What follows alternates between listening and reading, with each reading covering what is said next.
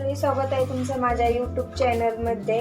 पहा, उद्या संक्रांत आहे, तर मी आदल्या दिवशीच तर तिळाचे लाडू बनवणार आहे। तर आपल्याला पाक न बनवता न गरम करता आपल्याला इथं तिळाचे लाडू बनवायचे, मऊ आणि खुसखुशीत बनवायचे आहेत। मी इथं पॅन गरम करायला ठेवलेला आहे, त्याच्यामध्ये आपल्याला अगोदर तीळ भाजून घ्यायचे।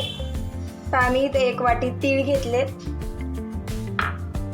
आपल्याला इथं मीडियम गॅसवरती तीळ खरपूस असे भाजून घ्यायचे, कच्चे नाही ठेवायचे, कारण की हवरी जर कच्ची राहिली ना लाडू इथं आपले कडवट लागतील।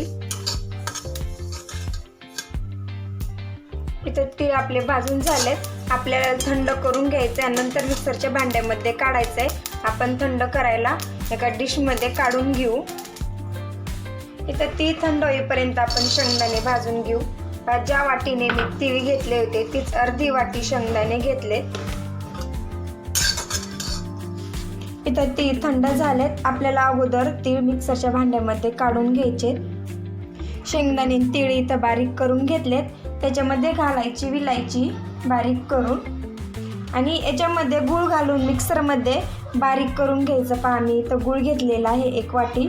आता हे आपल्याला मिक्सरमध्ये फिरून घ्यायचंय।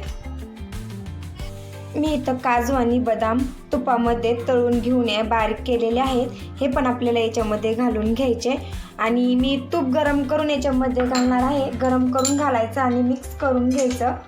पहा, मी इथं तूप घेतलेलं आहे गरम करून, ते अशा पद्धतीने याच्यामध्ये घालून आपल्याला हे मिश्रण व्यवस्थित मिक्स करून घ्यायचं, अशा पद्धतीने चोपडाट होईपर्यंत।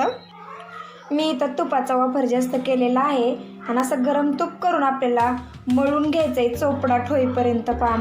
असं मस्त असं इथं चोपडाट झालेला आहे आणि आपल्याला याचे आता लाडू बांधून घ्यायचे। तर लहान मोठ्या आकाराचे आपल्याला जसे हवेत ना, मस्त असे आपले इथं तिळगुळाचे लाडू तयार झालेले आहेत।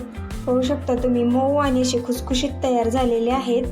तुम्ही पण नक्की एकदा करून पहा।